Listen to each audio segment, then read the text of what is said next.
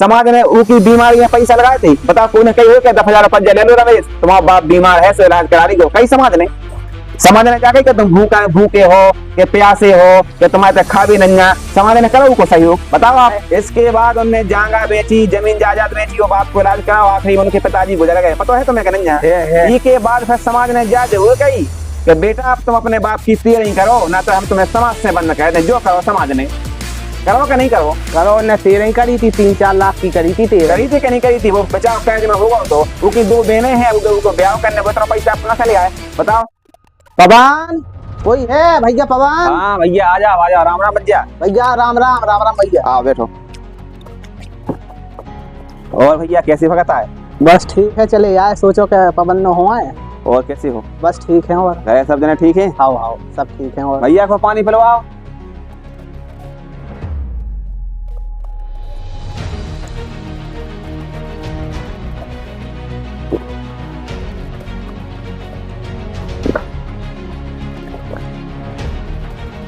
और सुना भैया, आज हमारी याद कैसे आ गई? बस चले यार, सोचो कि पवन भैया से मिले हैं, काफी समय होगा मिलो नहीं है। चलो बहुत बढ़िया, कम से कम आप मिल भी तो आए। अच्छा काम धंधो कैसा चल रहा भैया? काम धंधो ठीक ठाक चल रहा। अब चेत हाथों से कट गो और अब बस ठलवाजी चल रही है। जब कतकी कोटे हमारे पानी आनी वैसे भगवान से देखी गए। चलो बहुत बढ़िया। और आप सुनाओ, आपको का होता है? हमारा भी भैया ठीक ही चल रहा है। तो ठलवाजी है अब का है? अरे ठलवाई। अरे और मम्मी ठीक ठाक है? मम्मी है तो हाँ भैया, सब दया है भगवान की। कहा भैया पवन, हमने सुनी तुमने संत रामपाल जी महाराज से दीक्षा ले ली। हाँ भाई साहब ले तो ली। कब ले ली? हो गए 2 महीना हो गया भाई साहब। कहा भैया पवन, तुम तो पहले से गुरु बनाए थे और तुमने संत रामपाल जी महाराज से दीक्षा ले ली, तुमने गुरु बदल ला यार, ये तो गलत करो। देखो भाई साहब, गुरु बदल वो पाप नहीं है। आपने एक कहावत तो सुनी हुई कि जब तक गुरु मिले ना सांचा, तब तक गुरु करो 10 पांचा। जब तक हमें सही गुरु नहीं मिल जाए तब तक हमें गुरु बदलते रहना चाहिए। जैसे मान लो कि आपको कोनो बीमारी है और आप किसी डॉक्टर के पास इलाज कराने के लाने गए और उस डॉक्टर के पास आपकी बीमारी को सही इलाज नहीं हो रहा, यानी आपकी बीमारी नष्ट नहीं हो रही, तो क्या आप वही डॉक्टर को पकड़े बैठे हो के चाहे हम मरे और चाहे जिए, लेकिन हम यही डॉक्टर नो इलाज कराते हैं आखिरी सांस तक। अगर आप समझदार हो जाओ तो आप दूसरे डॉक्टर न जाओ। अगर दूसरे डॉक्टर न आपकी बीमारी ठीक ना हो जाए तो आप तीसरे न जाओ, चौथे न जाओ, 5वें न जाओ। यानी कि आप डॉक्टर बदलते रहो जब तक आप ठीक ना हो जाओ।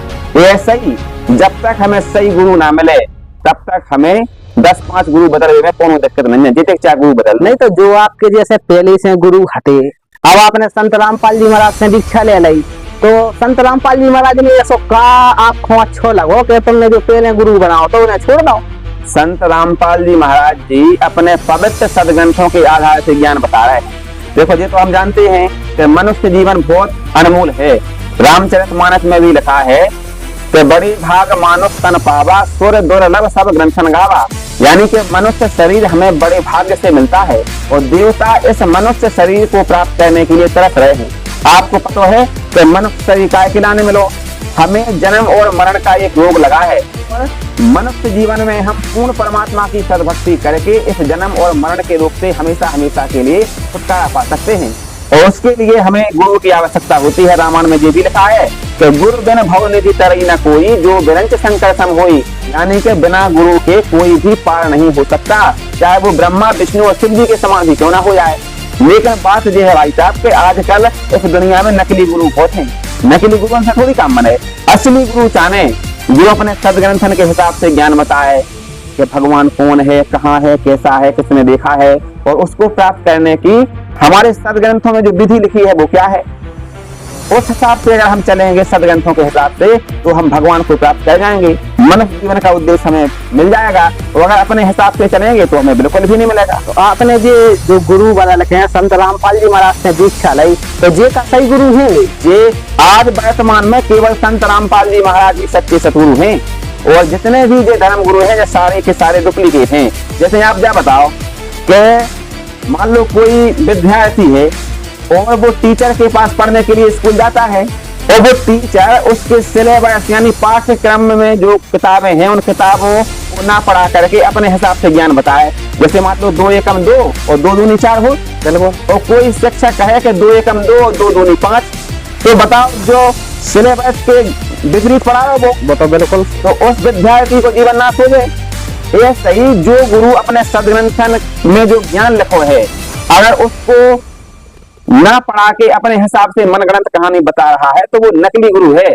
तो आज जितने भी संत हैं, महंत हैं, कथावाचक हैं, ये सारे के सारे सदग्रंथों को साइड में रख करके अपने हिसाब से ज्ञान बता रहे हैं। और संत रामपाल जी महाराज जो सदग्रंथों में लिखा है वो ज्ञान बता रहे हैं कि भगवान कौन है, कहाँ है, कैसा है, किसने देखा है, और उस भगवान को प्राप्त करने का मंत्र क्या है, सब कुछ लिखा है हमारे सदग्रंथों में।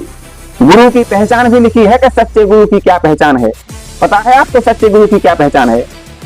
हमें तो नहीं पता है कि सच्चे गुरु की क्या पहचान है। देखो, बताओ आप। सच्चे गुरु की ये पहचान है कि परमात्मा जी की वाणी है कि सतगुरु के लक्षण कहूं मधुरे बैन विनोद, और 4 वेद 6 शास्त्र वो कहे 18 बोध। यानी कि जो सच्चा सतगुरु होगा वो 4 वेद 6 शास्त्र और 18 पुराण को खोल करके ज्ञान बताएगा। तो आज वर्तमान में केवल तत्वदर्शी संत रामपाल जी महाराज है जो सदग्रंथन को खोल खोल के ज्ञान बता रहे हैं, इसके अलावा कोई नहीं है। ये समझ लो, अगर आपको वास्तव में भगवान को प्राप्त करना है, मोक्ष प्राप्त करना है, तो संत रामपाल जी महाराज जी का सत्संग सुनो। संत रामपाल जी महाराज जी के सत्संग को सुनने के बाद आपको ये पता चल जाएगा कि वास्तव में सच्चे सतगुरु तो संत रामपाल जी महाराज हैं। बाकी जितने भी धर्म गुरु हैं सारे के सारे भोली भाली जनता को भ्रमित करने को काम कर रहे हैं भाई साहब। तो इनकी का पहचान है कि आपके जो संत रामपाल जी महाराज हैं ये पूरे संत हैंगे। देखो, इनकी कौन पहचान हैगी? हाँ, हमारे पवित्र सदग्रंथों में पहचान है। हमारे पवित्र सदग्रंथों में कहा है कि देखो, तत्वदर्शी संत की पहचान श्रीमद् भगवत गीता के अध्याय नंबर 15 के श्लोक नंबर 1 में बताई है। उसमें लिखा है कि ऊर्ध्वं मूलम अधः शाखा मत्स्यथम प्राहु अव्ययम् और छंदासी यस्य परनानि यह तम वेदता वेदविद। यानी के ऊपर को जड़ वाला और नीचे को 3 गुण रूपी शाखा वाला एक संसार रूपी उल्टा लटका हुआ पीपल का वृक्ष है, जिसकी जड़ें ऊपर की ओर हैं, शाखाएं नीचे की ओर हैं। जो संत इस संसार रूपी उल्टे लटके हुए पीपल के वृक्ष के सभी विभागों को बता देगा कि जड़ कौन भगवान है, तना कौन भगवान है, डाल कौन भगवान है और पत्तों की स्थिति क्या है, वो तत्वदर्शी संत है। तो आज संत रामपाल जी महाराज जी ने बताया है कि कबीर अक्षय पुरुष एक पेड़ है, निरंजन बाकी डाल, तीनों देवा शाखा है, हम पात्र रूप संसार। तो आज वर्तमान में वो तत्वदर्शी संत संत रामपाल जी महाराज हैं, ना कि नकली धर्म। और भाई साहब एक बात और आपको हम बताएं, आप जिन भी देवी देवताओं की भक्ति कर रहे हो, भक्ति जो भी बता रहे वह शास्त्र विधि को त्याग के मनमानो आचरण है। हमारे सदग्रंथों में कहीं नहीं लिखा है कि मूर्ति पूजा करो। तुम्हारे गुरु जी बताओ पवन भैया कि ब्रह्मा विष्णु महेश अजर और हमारे नंजा, और ब्रह्मा विष्णु महेश से बड़ा कोनो देवी देवता है? बताओ। हमारे गुरुजी जो बताओ बिल्कुल सही बात बताओ भाई साहब, सदग्रंथन से प्रमाणित करके बताते हैं हमारे गुरुजी संत रामपाल जी महाराज। ब्रह्मा विष्णु महेश ये भगवान तो हैं, लेकिन ये अविनाशी भगवान नहीं है, ये नाशवान हैं, इनकी जन्म और मृत्यु हो। हमारे श्रीमद् देवी भागवत पुराण में स्कंद नंबर 3 और पेज नंबर 123 पे लिखा है, आप घर जाके देख लेना। उसमें विष्णु जी अपनी माता दुर्गा जी की स्तुति कर रहे हैं और कह रहे हैं कि हे माता दुर्गा, तुम ही शुद्ध स्वरूपा हो, यह सारा संसार तुम्ही से उद्भासित हो रहा है। मैं यानी विष्णु, ब्रह्मा और शंकर सब तुम्हारी कृपा से विद्यमान हैं। हमारा तो आविर्भाव यानी जन्म और तिरोभाव यानी मृत्यु हुआ करता है, हम नित्य और अविनाशी नहीं है। ये भी खुद उनके अपने मुख कमल से बोल रहे। श्रीमद् देवी भागवत पुराण को बात है भाई साहब, जो आप जो बता रहे हो कि हमारे शंकर जी अजर अमर हैं, तो आप इस बात पे विचार करो। आपने वह कथा सुनी हुज्जे कि एक भस्मागिरी नाम को राक्षस था और वो शंकर जी की तपस्या कर रहा हो। तो शंकर जी जब प्रसन्न हो गए और उसके सामने आया, कही के मांगो भस्मागिरी, क्या वरदान चाहते हो? तो भस्मागिरी ने कहा कि शंकर भगवान, हमें आप जो भस्म कड़ा दे दो। भस्म कड़ा में ऐसी शक्ति थी कि जिसके सर पे रख दो, कह दो भस्म, तो वो भस्म हो जाता था। तो उसने शंकर जी की तपस्या करके वो भस्म कड़ा प्राप्त कर लिया।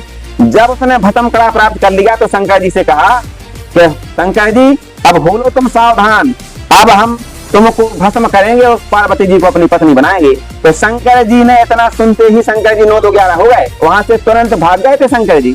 आप विचार करो कि अगर शंकर जी अजर अमर हैं तो क्यों भाग गए थे? वो तो भस्म का कहीं भी रख देता उनके सर पे, कहता भस्म तो शंकर जी तो हमारे थे, वो उन्हें मौत से क्या डर था, लेकिन तुरंत वो 9-11 हो गए थे। इससे ये सिद्ध होता है कि शंकर जी अजर अमर नंजा, इनकी भी जन्म और मृत्यु हो। विचार करो, आप तो पढ़े लिखे समझदार हो। जा बात तो पवन भैया तुमने बिल्कुल सही बताई, हमने तो आप तक ही बात पे विचार ही नहीं करो है। अब विचार ऐसा नहीं करो कि आपके जो गुरु जी हैं वे है नकली, अपने मन को विज्ञान बता रहे और बस वही को आपको सुन के और आप उनकी बात मान रहे। अगर आपको वास्तव में इस मनुष्य जीवन को मूल उद्देश्य प्राप्त करने, तो आप संत रामपाल जी महाराज जी को भाई साहब सत्संग सुनो, तो आपको पता लग जाए कि संत रामपाल जी महाराज ही वो पूर्ण तत्वदर्शी संत हैं, जो वास्तव में सदग्रंथन के आधार से ज्ञान बता रहे और सदमंत्र बता रहे, जिनको करे से ही हमें लाभ प्राप्त हो। भाई साहब, परमात्मा की वाणी है कि मानुष जन्म दुर्लभ है, जे मिले न बारंबार, और जैसे सरोवर से पत्ता टूट गए फिर नहीं लगता डार। फिर परमात्मा ने कहा है कि मानुष जन्म पाए के जो रटे नहीं हरि नाम, और जैसे कुआ जल बना खुदवाया क्या काम। आज आपको मनुष्य जीवन प्राप्त है, और अगर आप परमात्मा की सद्भक्ति नहीं करते हो और आपका शरीर छूट जाता है, तो ये समझना कि आप बहुत बहुत बहुत पछताओगे, रोगे कि हमने अनमोल मनुष्य जीवन खो दिया। क्योंकि 84 लाख प्रकार की योनियां भोगने के बाद एक मनुष्य जीवन मिलता है, वो भी परमात्मा की सद्भक्ति करने के लिए और मोक्ष प्राप्त करने के लिए। और अगर हमने मनुष्य जीवन में सद्भक्ति नहीं करी, तो ये समझ लियो कि पशु पक्षी की जिंदगी गुजारने पड़े अगलो जीवन। हमारे गधा को भी हो सकत, कुत्ता को भी हो सकत, सुअर को भी हो सकत। आप विचार करो, सबसे अच्छा जीवन है मनुष्य का। आज आदमी मनुष्य जीवन में सुखी नहीं है, तो क्या बताओ फिर गधा और कुत्ता बन के खुश हुई है का वो? आप विचार करो इस बात पे। भाई साहब, आपने कभी रात को कुत्ता को रोते हुए देखा होगा? आधी रात को कुत्ता ऊपर को मुंह करके रोता है, कहता है कहता है कि नहीं? तो हमारे गुरु जी संत रामपाल जी महाराज कहते हैं कि उसको एक फ्लोर उठती है, उसको याद आती है कि हम भी कभी मनुष्य थे, कि हमारे साथ क्या बन गई, हम जे मान लो दुख भोग रहे हैं हम कुत्ता के जीवन में। तब परमात्मा की वाणी है कि अच्छे दिन पाछे गए, गुरु से किया ना हेत, और अब पछताएं क्या करे भाई, चिड़िया चुग गई खेत। यानी कि परमात्मा कह रहे कि जब तुमको मनुष्य जीवन प्राप्त था, जब तुम आदमी से आदमी नहीं करते, धरती तोले फिरते, कहते कि परमात्मा की भक्ति कर लो, तो सुनते नहीं थे। अब आपका मनुष्य जीवन छूट गया, अब कुत्ता बन गया, अब कर लो अब करे से क्या हो रहा हो। जब मनुष्य जीवन प्राप्त था तब भक्ति करनी चाहिए थी, तो कुत्ता नहीं बनते। परमात्मा कहते हैं कि आज मनुष्य जीवन प्राप्त है, आज आप परमात्मा की भक्ति करके और हमेशा हमेशा के लिए एक ऐसे स्थान पर जा सकते हो जहां जाने के बाद फिर साधक का जन्म मरण नहीं होता। विचार करो भाई साहब, ये मनुष्य जीवन बहुत अनमोल है, इसको कौड़ी के दाम मत कमाओ, इसकी एक श्वास की बहुत कीमत है। आज आपको समझ में नहीं आ रही कि जो मनुष्य जीवन कितना अनमोल है, लेकिन जब जो छूट जाए ना तब आए समझ में। जम के दूध पकड़ के ले जात और बहुत होत कुटाई, उते कौन सनत, उते कौन जो होत के हमारी विधायक जी से है पकड़ कि विधायक जी की सिफारिश लगी जा रही, तो मंत्री जी की सिफारिश लगी जा रही, होते तो जो परमात्मा की भक्ति करके जात उन्हीं को हो स्वागत सत्कार, तो बाकी की तो अच्छी कुटाई हो, तो फिर नरक में डालो जात, 84 लाख प्रकार की योनियां भोगने आओ, बहुत कष्ट हो भाई साहब। इसे मनुष्य जीवन में भक्ति का वो बहुत जरूरी है। जो आप बातें बता रहे हैं पवन भैया वो तो ठीक है, लेकिन भक्ति को तो बुढ़ापे पे कर ले भक्ति, अब क्या जरूरी है भक्ति की? भाई साहब, बुढ़ापो की ना देखो कि आप बुढ़ापे तक जीवित रहो। आप विचार करो, आपके संगी साथी कितने हैं जो कि चले गए शरीर छोड़ के, अपनों को दुख तो वो मोहन पता है, वो बताओ 10 में पड़त तो अपने संगे और पेपर दे में जाओ तो कोई एक्सीडेंट होगा तो मर गए, तो वही के नहीं है ध्यान तुम्हें, कितने मर गए अपने संग के, जा बताओ। भाई साहब, जीवन को ठिकानो नहीं है, कभी कुछ चलो जाए, हम और आप बैठे इतना टाइम बाद किया हो जाए, कौन ठिकानो है? परमात्मा की वाणी है कि नहीं भरोसा देह का जे बिन बजाए छनमा है, और श्वास में नाम जपो और यतन कसना है। भाई साहब, अब आपको लग रही कि हम बुढ़ापे के भक्ति करें, लेकिन इस जीवन को कोनो भरोसा नहीं है कब ये का हो जाए। इसे परमात्मा की सद्भक्ति करो, संत रामपाल जी महाराज जी को सत्संग सुनो और संत रामपाल जी महाराज जी से नाम दीक्षा लेके परमात्मा की भक्ति करो, तो आपको कल्याण हो जाए। आपको तो पवन भैया संत रामपाल जी महाराज ने जाने का ऐसा घोर के पिघा दो। अब बताओ, ई उम्र में अब आप ऐसी बातें कर रहे, ई उम्र में तो पैसा कमाए चाहिए, पैसा हुज्जे तो सब कछु हुज्जे, कोठी हुज्जे, बढ़िया गाड़ी हुज्जे, जे सब मोड़ी मोड़ा सुखी रे। अब बुढ़ापे को भक्ति है तो बुढ़ापे में कर ले।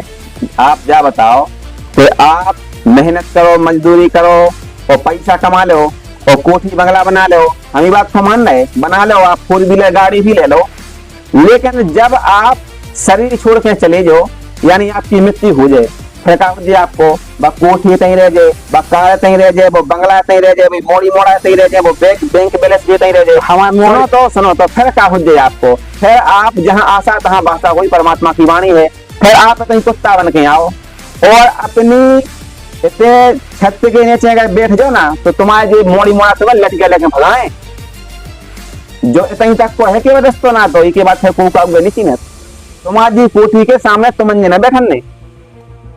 आप विचार करो, अब आपको लग रही है ये बात है कि सब सही है, लेकिन आप विचार करो भाई साहब, जो मनुष्य जीवन केवल कोठी कार और बंगला के लाने नहीं मिलो, जो केवल और केवल परमात्मा की सदभक्ति करने के लाने मिलो। हमें हो तुम्हें एक जन्म और मरण को रोग लगो, हम बार बार जन्म ले रहे, मर रहे, फिर जन्म ले रहे, फिर मर रहे, 84 लाख यूनियन में जा रहे, और फिर के बाद हमें एक मनुष्य जीवन मिलो।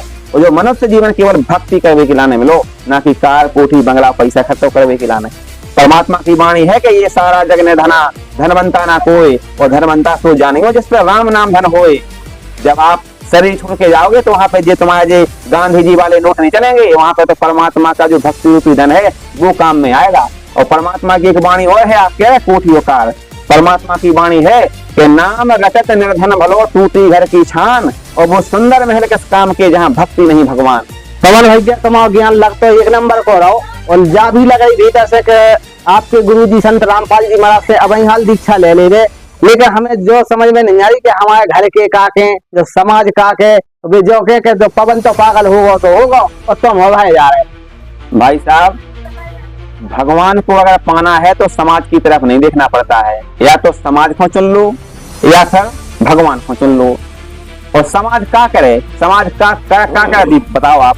जैसे आप जा बताओ कि आज आप समाज के डर से संत रामपाल जी महाराज जी से नाम दीक्षा लेकर सदभक्ति नहीं कर रहे, परिवार के कारण, रिश्तेदार के कारण। परमात्मा ने एक वाणी बोली कि कुल करने के कारण हंसा गया बिगोए, और तब कुल के कर लेगा जब तू 4 पांव का होए। आज आपको मनुष्य जीवन प्राप्त है, पूर्ण परमात्मा की भक्ति करने चाहिए आपको, लेकिन आपको समाज दिखा रहा हो, घर के दिखा रहा है, परिवार के दिखा रहा है, और जब लोकलाज आपके सामने आ रही। लेकिन आप विचार करो कि जब आपको जो शरीर छूट जाए और आप गधा कुत्ता बने थे फिर रहे हो, जो सब क्या कर रहे आपको समाज। आप विचार करो, इसे समाज के डर से आप परमात्मा की भक्ति नहीं कर पा रहे, तो आप बताओ फिर कैसे पढ़े लिखे हो, कैसे समझदार व्यक्ति हो, बताओ आप। भाई साहब, समाज सिर्फ और सिर्फ आदमी का शोषण करने के लिए बना है। आप जा बताओ, देखो वो अपनो का नाम के अपने संग पढ़ू के, तो वो रमेश है, ध्यान तुम्हें, रमेश के पापा को कैंसर होगा, तो तुम्हें पता है? हाँ होगा, तो रमेश के पापा को जब कैंसर होगा तो पता है कि समाज ने उनकी बीमारी में पैसा लगाए थे। बताओ, कोई ने कही हो क्या 10,000 रुपया ले लो रमेश, तुम्हारा बाप बीमार है सो इलाज करा ली दो, कई समाज ने क्या कही कि तुम भूखे हो, कि प्यासे हो, कि तुम्हारे खा भी नहीं, समाज ने करो को सहयोग। बताओ आप। इसके बाद उनने जांगा बेची, जमीन जायदाद बेची, और बाप को इलाज कराओ, आखिरी उनके पिताजी गुजर गए, पता है तुम्हें? नहीं। के बाद फिर समाज ने जा जरूर कही कि बेटा अब तुम अपने बाप की तीर नहीं करो, ना तो हम तुम्हें समाज से बंद कर दें, जो करो समाज ने करो कि नहीं करो। करो ने तेरह करी थी, 3-4 लाख की करी थी, करी थी कि नहीं करी थी? वो बचाव कैद में होगा तो उनकी 2 बहनें हैं, उनको ब्याह करने बताओ पैसा कहाँ से ले आए, बताओ। और समाज को कहने के फिर हमें पंगत दो ब्याह में। समाज कुछ नहीं कहता है, समाज सिर्फ और सिर्फ शोषण कहता है। तो उस समाज को हमारा बोली, वो तो नकली समाज है। ये संत समाज में आओ, ये भगत समाज में आओ, और संत रामपाल जी महाराज जी से नाम दीक्षा लो, वो अपना कल्याण कराओ भाई साहब। अच्छा पवन भैया, अगर हमें संत रामपाल जी महाराज को ज्ञान समझने तो उकेला ने हमें क्या करने आए? आजकल संत रामपाल जी महाराज जी के अनेकों चैनल पे सत्संग आ रहा है, डेली आउट, शाम के 7:30 बजे से 8:30 बजे साधना चैनल पे आउट, और भी तमाम चैनल पे संत रामपाल जी महाराज जी के सत्संग डेली आउट रहे। सोशल मीडिया पे संत रामपाल जी महाराज जी के ज्ञान को तहलका मचो कर लो। आप मोबाइल पे, फेसबुक पे, इंस्टाग्राम पे, ट्विटर पे जितने लिए होते संत रामपाल जी महाराज जी को ज्ञान दिखाओ केवल। तो आप फोन बड़ा मोबाइल तो आपके पास है, आप तो यूट्यूब पे संत रामपाल जी महाराज के नाम से सर्च कर लीजिए, संत रामपाल जी महाराज जी के बहुत से सत्संग आपको होता ही मिलते। वो आप संत रामपाल जी महाराज जी के सत्संग को सुनो, इस ज्ञान को समझो, और जब ज्ञान आपको अच्छी तरीका से समझ में आ जाए तो संत रामपाल जी महाराज जी से दीक्षा लो और अपने परिवार को कल्याण कराओ। तो फिर ठीक है पवन भैया, हम संत रामपाल जी महाराज को सत्संग सुने।